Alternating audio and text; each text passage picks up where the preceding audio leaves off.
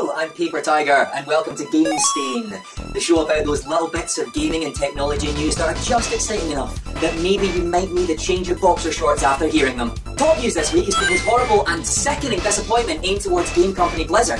What with all that's happened, some people must feel like they're in an increasingly one-sided relationship with the epic and often awesome games company. First, they easy up on Warcraft and turn a long-term committed relationship where people would bring them boxes of chocolates and flowers in the form of all-night gaming sessions, grinding away and trying to find new strategies to beat Nefarian, into an easy-going relationship, open to everybody, that lets anyone just jump into bed with them. And now they're behaving so hot and cold. One second they want you to play Diablo 3, the next second they error 37 your ass right out of the server. It's enough to make you want to break up with them if you didn't love them quite as much as you do. Yes, basically Diablo 3 is having trouble dealing with its own popularity. The servers are overblown and people are getting cut off all the time. Other reports have said that people are losing achievements as well, although Blizzard assures us that that's just the servers trying to catch up and those achievements will reappear. All in all, it's really very similar to what happens whenever there's a new WoW expansion. But what makes this seem really silly to people is that they don't understand why they have to be online to play this game. It's not an MMORPG. So in the long run, it's not really the problems themselves that are upsetting people most, it's how avoidable they seem to be.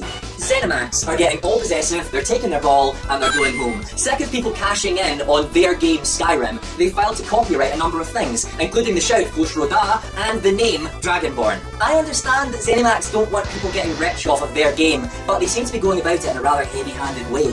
One iPhone app that's been issued a copyright infringement notice is Dragon Shout, which is basically just a hand-drawn map of Skyrim that allows people to plot where their quests will be, presumably so as they can continue playing Skyrim even when they're on the boring commute to work or something like that.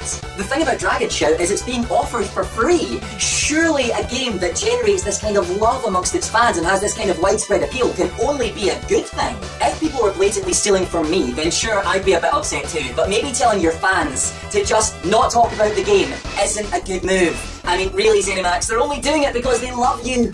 Fuzzy Happy Nintendo have announced that they will be broadcasting their E3 coverage on 2 channels at once, as well as the official E3 coverage. Viacom will stream the coverage live and commercial-free on both Spike TV and MTV2, so it shouldn't be difficult for people with a thirst for Nintendo news to get what they want. Here's hoping that means they have some big things to share with us besides just telling us more about the Wii U. For example, to gossip wildly and talk about things that have absolutely no basis in fact, maybe they'll be announcing the release of Castlvania Lord of Shadows 2, which has been rumoured to be coming for the Wii U and also the PlayStation Vita. Or, to stick with the Castlevania theme, maybe they'll be talking about the other Castlevania game, Mirror of Fate, the rumoured tie-in to Lord of Shadows that is supposedly coming to the 3DS. I don't know, it's all rumour, but I get really excited when I hear the word Castlevania. Maybe it's nostalgia, maybe it's all the whips and leather, I just don't know. Find me on Facebook at www.facebook.com/papertigerblogger.